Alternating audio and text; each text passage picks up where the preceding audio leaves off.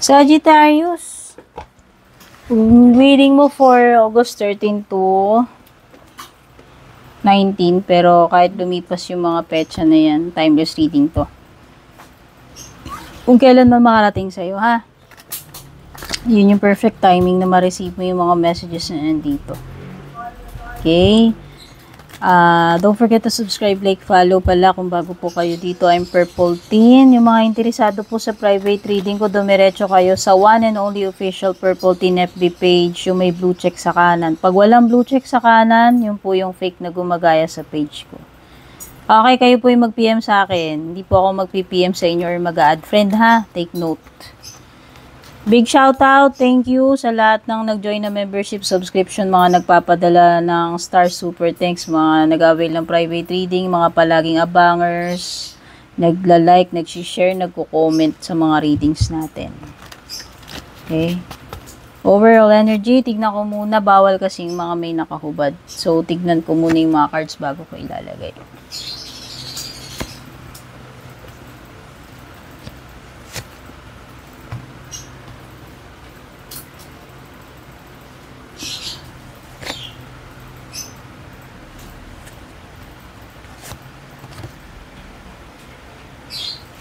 So far, safe yung mga cards mo. Okay, sa bottom ng deck mo, you have Death card. Pwedeng may Sagittarius dito. Sagittarius. Scorpio. Pwede rin namang may air, earth. Almost lahat ng elements nandito. So, kahit na anong sign na siguro, pero yung ano lang, specific si Temperance, si Death, Scorpio, and Sagittarius. Okay. Oops. Okay.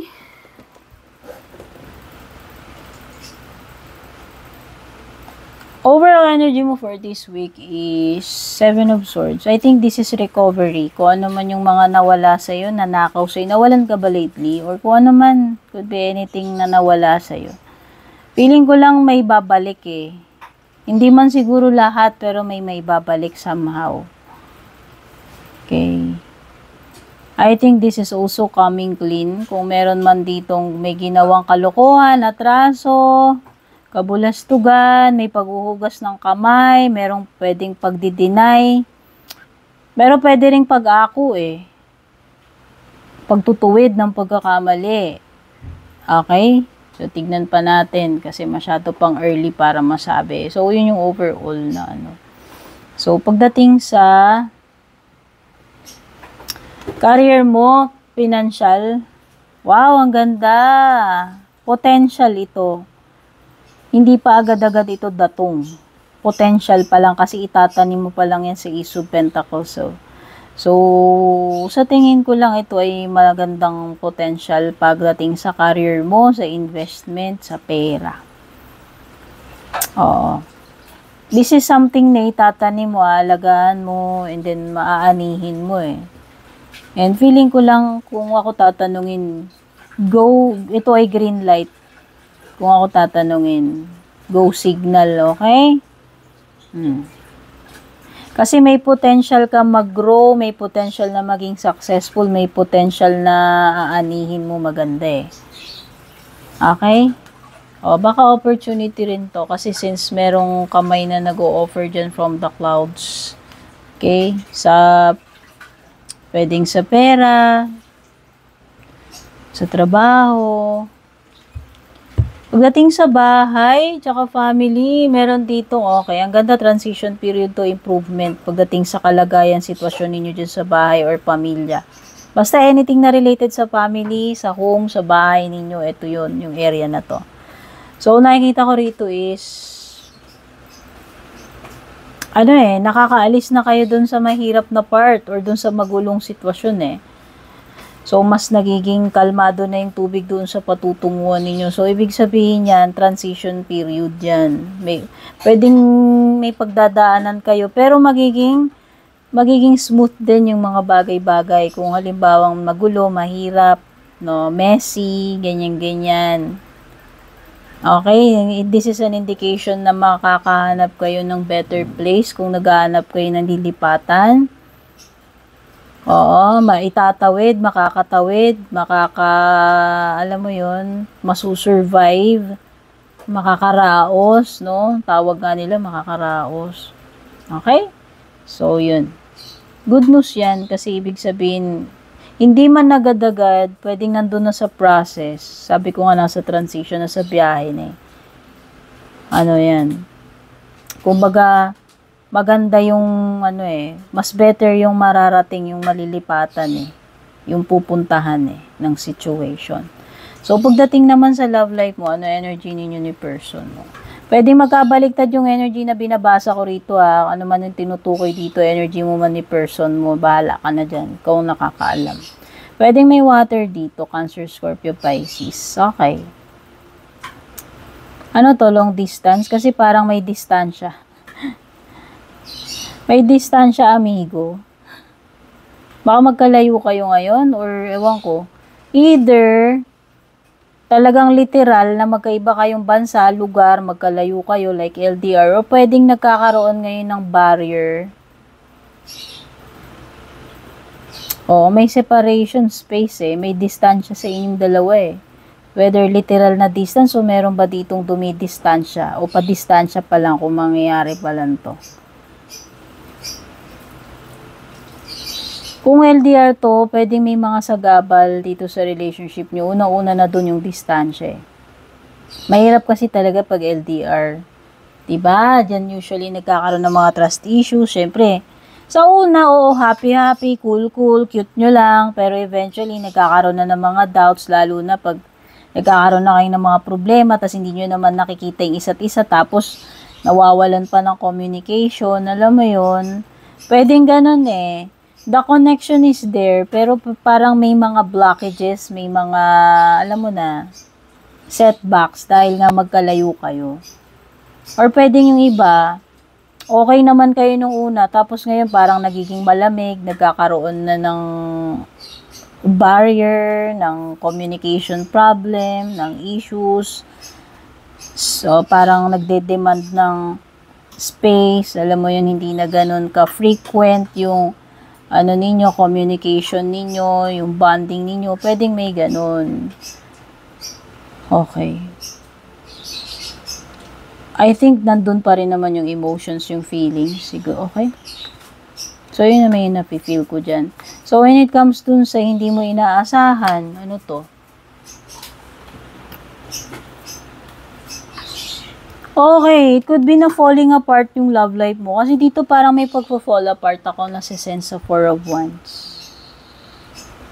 Actually, this is a card of abandonment, leaving. Ayan, dito rin, no? Meron bang ditong literal na aalis ng bahay, naglalayas ba to? Ano to? O kailangan lang mag-travel, mag-abroad, lumayo lang muna? Kasi may ganun eh. Pati sa love life mo, parang may energy ng lumalayo, dumidistansya na. Yun yung hindi mo inaasahan dito. Siguro hindi mo inaasahan na na magpo-fall apart. Kung meron mang pagpo-fall apart dito. Crumbling eh. Kasi ito'y pundasyon, baliktad eh. Alam mo yun, dating stable, tapos ngayon parang gumuguho. Sabi ko nga nagka-crumble, nagpo-fall apart. Kung ano man yung tinutukoy dyan. Relationship man yan, o kung ano man. Kasi general reading to. So, pagdating naman dun sa magandang mangyayari sa'yo, good news, ang ganda, healing, temperance card. Ito na yung sinasabi ko sa yung long journey. Pinagdadaanan ng pamilya ninyo or pinagdadaanan mo, mayroong mahabang path doon. Pero, merong maganda dun nagliliwanag. Ibig sabihin, it's the light at the end of the tunnel. And ang indication ng temperance mo is positive dahil nakatayo siya. So, nakikita ko, di ba sabi ko nga kung naging messy, mahirap, meron ditong something na pagdadaanan nyo, transitioning period, and eventually magiging okay din ang lahat. Yun yung promise ni Temperance card at saka ito. So, kung ano man yan, related man yan sa pamilya mo, o kung ano man, ang promise nito is peace, harmony, balance, and renewal. Yun yung patutunguhan ng situation. Magiging okay din ang lahat. Magkakaroon ng healing kung healing man yan. Okay? At sa bottom ng deck mo is transitioning period din yan. Si Death card is transitioning, di ba? Ganun yun eh. From human form, pagka tayo ay namatay, nagiging soul. Nagbabiyahe. So, meron ditong, I think this is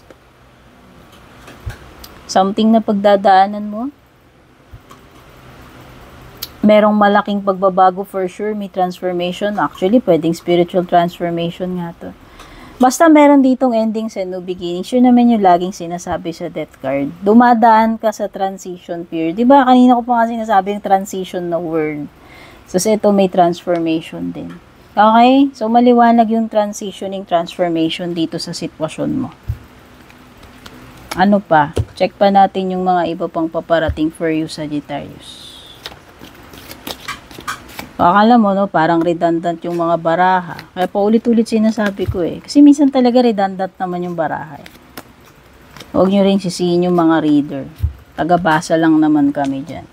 So, ang ganda. Ayan, meron kang horseshoe. We all know, pag lumilitaw yung horseshoe, it's good luck. Good fortune. Paparating sa'yo. Ano pa? Wow! Something important such as a new job or raise. O baka may increase sa sahod. O basta merong something important, something bago, maganda paparating for you. May bukod sa swerte o spiritual guidance, protection from harm, blessing or protection.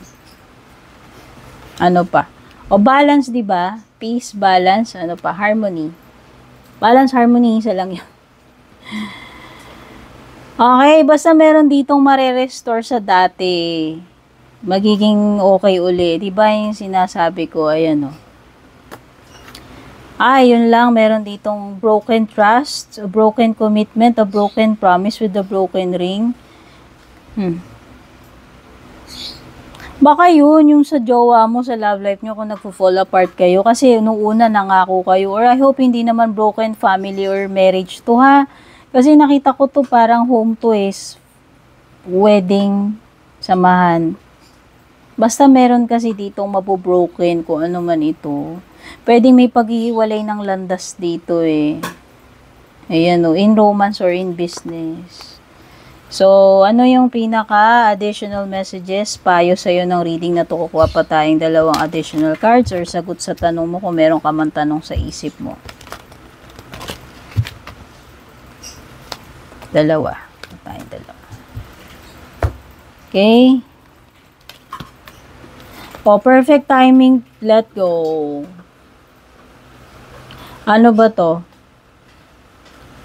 O, baka ito na yung time na kailangan mo na magpaalam dyan. Bitiwan mo na yan. Pakawalan mo na, i-let go mo na yung dapat mo i-let go. Ito na daw yung perfect timing na i-release yan eh. Kung ano man yan, Sagittarius. Kasi yun din yung death releasing din yan. Kasi merong to be able to welcome kung ano itong magandang paparating sa'yo, dapat i-let go mo muna. Kung anong dapat mong i-let go. At saka papasok yung magandang paparating sa'yo. Okay? Yan yung pinaka-reading mo. Love you. Take care. God bless. Babush.